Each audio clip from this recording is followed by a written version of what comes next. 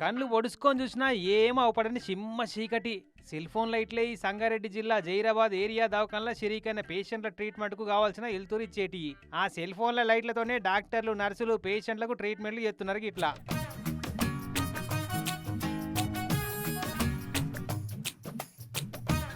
శుక్రవారం పొద్దుకంగా జరిగిన సంగతి ఇది.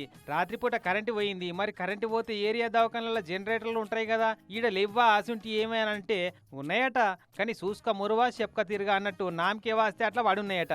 మెయింటెనెన్స్ లేక వాటిని ఆపరేట్ చేసే సిబ్బంది కూడా లేక దిష్టి బొమ్మ లెక్క పడున్నాయట 2 జనరేటర్లు. అందుకే గిట్లా సెల్ ఫోన్ లైట్ తోటి ట్రీట్మెంట్ చేస్తున్నారట సిబ్బంది. ఇన్నొద్దులు పెద్దగా అక్కర పడలేనట్టుంది. సిబ్బంది కూడా పెద్దగా పట్టించుకోలేదట. కానీ గాలి దుమారాలు వచ్చి ఊకుకే కరెంటు పోగొట్టిందట ఈ నడమ. అటు కరెంటు లేక ఇటు ఉన్న జనరేటర్ నడవక దవాఖానలో ఏరిన రోగులు వాళ్ళకి ట్రీట్మెంట్ ఇచ్చే దవాఖాన సిబ్బందికి సెల్ ఫోన్ల లైట్లే దిక్కవుతున్నాయట కరెంటు పోయినప్పుడల్లా. మరి గిసొంటి చిన్న చిన్న ట్రీట్మెంట్లు ఇస్తే నడుస్తుంది కానీ పొరపాటున కరెంటు పోయినప్పుడే ఏదన్నా ఎమర్జెన్సీ కేసు వస్తే ఏంది కథ? ఇప్పటికన్నా నడవకుంటైనా ఆ జనరేటర్లను బాగా చేసి ఆపరేటర్ను పెట్టాలి అని కోరుతున్నారట జైరాబాద్ జనాలంతా.